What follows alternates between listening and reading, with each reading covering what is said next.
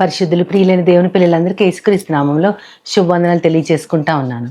గత కొన్ని దినాలుగా ఆలోచనకర్తగా వచ్చిన యేసుక్రీస్తు వారు వ్యతిరేకమైన మనుషుల ఆలోచనల్ని దేవునితో సరిచేసి మళ్ళీ మన సంబంధాన్ని ఎలా పునరుద్ధరించారు అనేది చూసుకున్నాము. కుయుక్తితో ఉన్నటువంటి మనల్ని యుక్తిగల యేసుక్రీస్తు వారు ఎలా సరిచేశారో చూసుకున్నాము.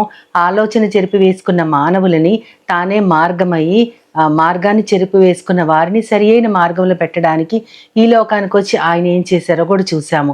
అది అంతేకాకుండా పెండ్లి కుమారుని స్వరము వినాల్సిన మనము వ్యతిరేక స్వరాన్ని విన్నప్పుడు దేవుడు దానిని కూడా ఎలా సరిచేస్తూ మనకి మన సంబంధాన్ని తిరిగి ఎలాగ ఆయన కనెక్ట్ చేశారో కూడా చూసుకున్నాం. అయితే ఈరోజు ఇంకొక దాన్ని మనం ఆలోచించుకుందాం. అదేంటంటే అవ్వమ్మని సర్పమ్మ క్వశ్చన్ చేస్తాడు. ఏమని అంటే, ఇది నిజమా, మీరు ఈ వృక్ష ఫలముల్లో దేన్నైనా తినవద్దని దేవుడు మీతో చెప్పారా అన్నప్పుడు అవ్వమ్మ మాట ఎలా ఉండాలి అంటే, అవును, ఇది మాకు దేవుని ఆజ్ఞ, ఆయన మా తండ్రి, ఆయన మాకు ఇచ్చిన ఆజ్ఞ అని ఆన్సర్ చేసి అక్కడి నుంచి వెళ్ళిపోవాల్సినటువంటి పరిస్థితి. అంటే దేవునితో వారికున్న సాన్నిహిత్యము, ఇది దేవుని ఆజ్ఞ, దేవుడు మమ్మల్ని ప్రేమించి మా మంచి కోసం ఇచ్చిన ఆజ్ఞ అని చెప్పుంటే బాగుండేదేమో. కానీ ఆమె ఏమని చెప్పిందంటే, ఈ తోటలో కొన్ని వృక్షఫలాలు, తోట మధ్యలో ఉన్న మంచి చెడుల తెలివినిచ్చే వృక్షఫలాన్ని మేము తినకూడదు అని ఆమె చెప్పింది. అలా ఆమె అంతసేపు ఆ సర్పంతో మాట్లాడడంలో ఆమె మనసులో దానిని తింటే బాగుండు అన్న ఆలోచన కనపడతా ఉంది. ఆ మాటలలో ఆమె అంతసేపు మాట్లాడి, మేము దీనిని తినవద్దని దేవుడు చెప్పాడు, మేము దీన్ని తిన్నప్పుడు చనిపోతామని చెప్పారు అంటే దీన్ని తింటే బాగుండేమో అన్న ఆలోచన ఆమెకు ఉంది కాబట్టి, అవును ఇది పరిస్థితి అని వివరించింది. అప్పుడు సర్పం ఇంకొక అడుగు ముందుకు వేసి, దీనిని తింటే మీరు చావనే చావరు, మీరు దేవతలలాగా ఉంటారు, మీ కన్నులు తెరవబడతాయని దేవునికి తెలియను అని చెప్పాడు. ఇంత కాన్వర్జేషన్ వాళ్ళిద్దరి మధ్య జరిగినప్పుడు మహాయుక్తి గల సర్పము, ఉపాయము గల సాతాను ఎప్పుడు కూడా దేవునికి విరోధి. మనల్ని దేవునికి విరోధముగా దూరపరచడానికి ఆ సర్పాన్ని ఎలా వాడుకున్నాడు కూడా గత దినాల్లో మనం చూసుకున్నాం. ఆ సర్పం ద్వారా ఆమె మనసులో ఉన్న కోరికను గ్రహించి ఆ సాతాను అపవాది ఆమె యొక్క నేత్రాశను గమనించాడు. ఆమెకి తన శరీరాశను నెరవేర్చుకోవడానికి ఒక ఊతాన్ని ఇచ్చాడు. ఇవన్నీ కూడా అతను చేయడానికి మొదటి పునాది ఏంటంటే, అవ్వమ్మ మనసులో ఉన్న కోరిక తన మాటలలో ఇది అవును కాదు అన్న విధంగా చెప్పకుండా ఆమె మధ్యరకంగా చెప్పింది. ఈ విధంగా దేవుడు మాకు చెప్పారు, మేము ఇలా చేయకూడదు, ఇలా చెప్పేసరికి ఆ యొక్క ఆలోచనని అతను గ్రహించి, ఆ సాతాను గ్రహించి, అపవాది ఆమె యొక్క నేత్రాశ, శరీరాశ, జీవపుడంబం, ఆమెలో ఉన్న ప్రతి దానిని, ఆమెకే తెలియకుండా ఆమెలో దేవునికి వ్యతిరేకంగా ఉన్న ప్రతి దానిని అతను తనకి ఇష్టమైన విధంగా మలుచుకొని వారిని దేవుని నుంచి దూరం చేశాడు. అందుకని యేసుక్రీస్తు వారు చెప్తారు, మీ మాట అవునంటే అవును, కాదంటే కాదుగా ఉండాలి.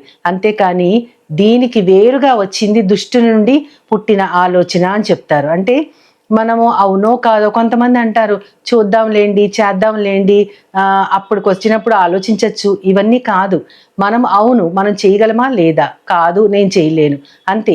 అవును ఇది దేవుని దగ్గర నుంచి మాకు వచ్చిన ఆజ్ఞ, కాదు మేము దీన్ని చేయకూడదు, అంతే. అంతవరకు మాట్లాడాల్సింది. కానీ ఆమె యొక్క మాటలలో ఆ యొక్క సందిగ్ధతని గుర్తించి, అంటే ఆశని గుర్తించి, అది వారికి వ్యతిరేకంగా తనకు అనుకూలంగా మలుచుకున్న గొప్ప కపటోపాయము, మోసకారి అయిన సాతాన్ యొక్క పన్నాగం అక్కడ నెరవేరిపోయింది. కాబట్టి మన మాట అవును కాదు ఈ రెండే ఉండాలి. దానికి మధ్యరకమైన మాట మన దగ్గర నుంచి వస్తే అది దుష్టుల్లోంచి వచ్చిన మాటని యేసుక్రీస్తు వారు స్వయంగా చెప్పారు. అయితే బైబిల్లో కూడా మనకు కొంతమంది వ్యక్తులు కనపడతారు. మన లోతు గారిని తీసుకుంటే, ఆయన సొదొమ గొమొర్రాలో నివసించేటప్పుడు చుట్టుపక్కలంతా కూడా భయంకరమైన పాపముతో నిండిపోయి ఉన్న ఆ ప్రదేశంలో ఆ నీతిమంతుడు, లోతు నీతిమంతుడే, తన చుట్టూతున్న వాళ్ళందరూ కూడా భయంకరమైన శరీర కార్యాలు, దుష్ట కార్యాలు చేస్తూ ఉంటే ఈయన అక్కడే ఉన్నారు కానీ అక్కడి నుంచి వెళ్ళిపోలేదు. అక్కడ ఉంటూ ఆ నీతిమంతుడు ప్రతిరోజు తన చుట్టూ జరిగిన దానిని చూస్తూ తన మనస్సు నొప్పించుకుంటా ఉన్నాడు అని ఉంటది. అంటే ఆ సందిగ్ధావస్థ, అక్కడి నుంచి వెళ్ళిపోలేడు, అలాగని పాపము చేయలేడు, కానీ అక్కడే ఉంటూ తన మనస్సు నొప్పించబడుతుంది. చుట్టుపక్కల వాళ్ళు చేసే భయంకరమైన కార్యాలు చూస్తూ తను నొప్పించబడుతూ అక్కడే నివసించాడు లోతు అనే అతను. అది సందిగ్ధావస్థ కాదు, ఇక్కడి నుంచి నేను వెళ్ళిపోవాలి అని అతను ఒక నిర్ణయం తీసుకోలేకపోయాడు. అంతేకాదు అమాలేకీయుల దగ్గర నుంచి వాళ్ళని ఓడించి వచ్చిన సౌలు రాజు కూడా దేవునికి వ్యతిరేకంగా కొన్ని జంతువుల్ని దాచినప్పుడు మొట్టమొదట ప్రవక్త అయినటువంటి సమూయేలు గారు ఎందుకు వీటిని దాచావు అంటే దేవుని ఆజ్ఞ చొప్పునే నేను నడిచానని చెప్తాడు. ఆ తర్వాత గట్టిగా అతను ప్రశ్నించిన మీదట ప్రజలకు భయపడి చేశాను అంటాడు. అంటే 2 రకాల మాటలు. ఆ 2 రకాల మాటలు సందిగ్ధావస్థ అనేది ఖచ్చితంగా అది దుష్టుని నుంచి పుట్టినటువంటి విధానమే. అంతేకాకుండా పిలాతు గారు కూడా ఆఖరిలో యేసుక్రీస్తు వారిని సిలువకు అప్పగించేటప్పుడు పిలాతు ఆయన యేసుక్రీస్తులో ఏ పాపము లేదని ఆయన పరీక్షించి తెలుసుకుంటాడు. ఆయనకు వచ్చిన ఆధారాల వల్ల ఆయన తన యొక్క మనస్సాక్షిని బట్టి ఒప్పించబడతాడు. యేసుక్రీస్తులో ఏ పాపము లేదని ఒప్పించబడతాడు. కానీ అతను మనుష్యుల అల్లరి ఎక్కువ అవుతుంది, ఈయన్ని ఖచ్చితంగా సిలువ వేయాల్సిందే అనేటువంటి అల్లరి ఎక్కువ అవుతుందని ఏం చేస్తాడంటే ఆ పిలాతు గారు లేదు ఇటువంటి పని నేను చేయలేను అని చెప్పకుండా, అవును చేయగలనని చెప్పకుండా అర్ధాంతరంగా ఆ సింహాసనం దిగి చేతులు కడుక్కొని ఈ కార్యక్రమంతో నాకు ఏ సంబంధం లేదు, ఈ విషయం మీరు చూసుకోండి అని వెళ్ళిపోయాడు. అంటే మనుషుల యొక్క అల్లరికి భయపడి అతను అవును కాదు చెప్పకుండా సందిగ్ధతలో వెళ్ళిపోయాడు. అంతేకాకుండా పేతురు కూడా యేసుక్రీస్తుతో ఉన్నప్పుడు ఆఖరి ఘట్టంలో ఆయన ఏమంటాడంటే మనుష్య కుమారుడు మహిమపరచబడవలసిన గడియ వచ్చిందంటే నేను మనుషుల చేతికి అప్పగించబడతాను, క్రూరమైన హింసలకి గురవుతాను, చనిపోతానని యేసుక్రీస్తు చెప్పినప్పుడు పేతురు ప్రభువా నేను కూడా నీతో పాటు మరణానికి వచ్చేస్తాను, నేను కూడా నీతో పాటు చెరసాల్లోకి వచ్చేస్తానని చెరలోకి వస్తానని చెప్పిన పేతురు కొన్ని గంటల అవ్వక ముందే యేసుక్రీస్తు నీకు తెలుసు కదా, నువ్వు కూడా ఆయనతో పాటు ఉన్నవాడివే కదా అని ప్రశ్నించినప్పుడు లేదు నాకు ఆయన తెలియదని చెప్తారు. అది అబద్ధము అని అనేకంటే కూడా ఒక సందిగ్ధావస్థ. అవును నాకు ఆయన తెలుసు, నేను ఆయన శిష్యుణ్ణి అని చెప్పలేకపోయాడు, కాదు అని అబద్ధం కూడా చెప్పలేకపోయాడు. సందిగ్ధావస్థలో పేతురున్నప్పుడు కూడా అదే జరిగింది. కాబట్టి అవునంటే అవును మన మాట, కాదంటే కాదు. దీనికి మించినది దుష్టు నుంచి పుట్టినది. అవును కాదని చెప్పకుండా దేవుని దగ్గర నుంచి వచ్చిన ఆజ్ఞను మాత్రం వివరించింది, ఈ విధంగా మమ్మల్ని ఉండమన్నారు అని. ఆ యొక్క కాన్వర్జేషన్ ఆమె చేసిన మీదట దానిని వాడుకొని ఆ యొక్క సందిగ్ధావస్థను వాడుకున్నాడు. కాబట్టి మన మాట ఎప్పటికైనా సరే అవును లేదా కాదు, ఈ రెంటికి మించినది దుష్టుని నుండి మాత్రమే పుట్టినది.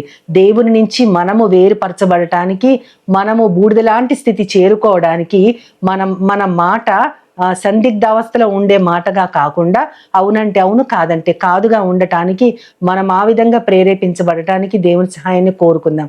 రేపటి దినాన్న ఖచ్చితంగా మాట్లాడిన యేసుక్రీస్తు వారు ఆయన అవునంటే అవుననే అన్నారు, కాదంటే కాదనే అన్నారు. ఆయన ఎలా తన మాటని తాను చెప్పిన మాటని ఎలా నెరవేర్చి చూపించాడో రేపటి దినాన్ని చూసుకుందాం. ఇప్పుడు దేవుని సహాయాన్ని కోరుకుంటూ మన మాట మాత్రం ఎప్పుడు దేవునికి మించినదిగా కాకుండా, దుష్టునికి సరిపోలేటటువంటిగా కాకుండా ఉండటానికి దేవుని ప్రార్థిస్తూ సహాయం కోరుకుందాం. ప్రేమ నమ్మకం గల నా ప్రియ పరలోకపు తండ్రి, నాయన మా మాట అవునంటే అవును కాదంటే కాదుగా ఉండాలన్నారు ప్రభా. అలా ఉండని అటువంటి పరిస్థితుల్లో అది దుష్టుని నుంచి వచ్చిన ఆలోచన అని చెప్పారు. కాబట్టి మేము ఒక్కొక్కసారి మా పరిస్థితుల్లో నోరు విప్పకుండానే మా మనసులో కోరికని ప్రభా మా ప్రాణాత్మ దేహాలతో మేము ఒకవేళ దుష్టునికి వాటిల్ని బయలుపరుస్తున్నామేమో, ఆ యొక్క ఆలోచనని ఆ యొక్క సిచ్యువేషన్ని దానిని ఆలోచనగా అతను తీసుకొని ప్రభా నీకు వ్యతిరేకంగా మమ్మల్ని మారవడానికి ప్రభా మేము ఏమాత్రం అనుమతించకుండా కేవలము నిన్ను మాత్రమే అనుసరిస్తూ ఉండడానికి మమ్మల్ని అందరిని కూడా సిద్ధపరిచి స్థిరపరచమని నీ ప్రియ కుమారుడు నా ప్రియ ప్రభు యేసుక్రీస్తు వారి ద్వారా కోరి ప్రార్థిస్తున్నాను పరమ తండ్రి. ఆమేన్ ఆమేన్ ఆమేన్. వందనాలు. As Jesus now